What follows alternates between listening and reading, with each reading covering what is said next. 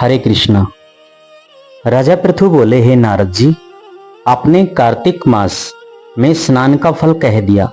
अब अन्य मासों में विधि पूर्वक स्नान करने की विधि, नियम और उद्यापन की विधि बतलाइए। देवऋषि नारद ने कहा, हे राजन, आप भगवान विष्णु के अंश से उत्पन्न हुए हैं, अतः यह बात आपको ज्ञात ही है। फिर भी आपको यथाचित विधान बतलाता हूँ।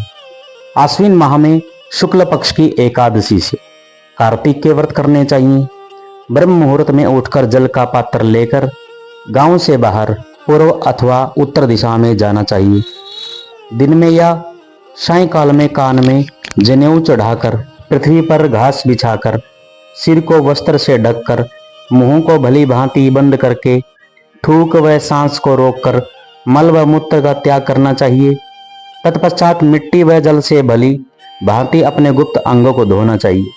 उसके बाद जो मनुष्य मुख शुद्धि नहीं करता, उसे किसी भी मंत्र का फल प्राप्त नहीं होता। दांत और जीभ को पूर्ण रूप से शुद्ध करना चाहिए और निम्नलिखित मंत्र का उच्चारण करते हुए दातुन तोड़नी चाहिए। हे वनस्पते, आप मुझे आयु, कृति, तेज, प्रज्ञा, पशु संपत्ति, महाज्ञान, बुद्धि और विद्या प्रदान करो। इस प्रकार उच्चारण करके वृक्ष से 12 अंगुल की दातुन ले लें। दूध वाले वृक्षों से दातुन नहीं लेनी चाहिए।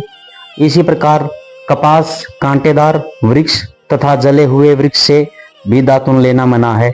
जिससे उत्तम गंध आती हो और जिसकी टहनी कोमल हो, ऐसे ही वृक्ष से दंत धावन ग्रहण करना चाहिए।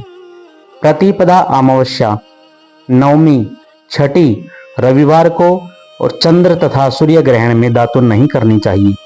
तत्पश्चात भली भांति स्नान करके फूलमाला, चंदन और पान आदि पूजा की सामग्री लेकर प्रसन्नचित्त व भक्ति पूर्वक शिवालय में जाकर सभी देवी देवताओं की अर्घ्य, आचमनीय आदि वस्तुओं से पृथक पृथक पूजा करके प्रार्थना एवं प्रणाम करना चाहिए।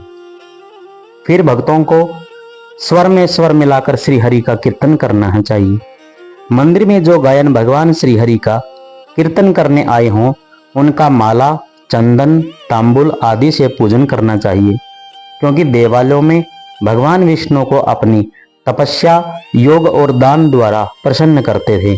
परंतु कलयुग में भगवत गुणवान को ही भगवान श्री हरि को प्रसन्न करने का एकमात्र साधन बतलाया है।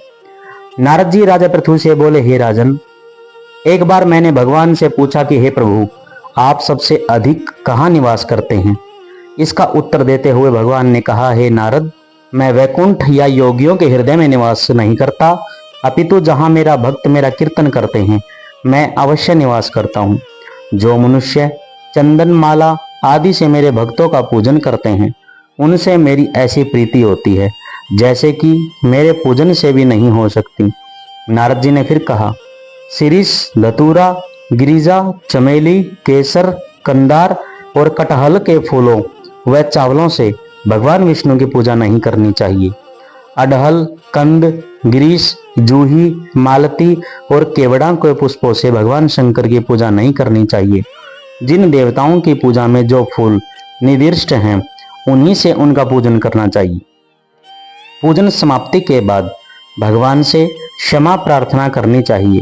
हे सुरेश्वर, हे देव, न मैं मंत्र जानता हूँ, न क्रिया, न भक्ति से हीन हूँ।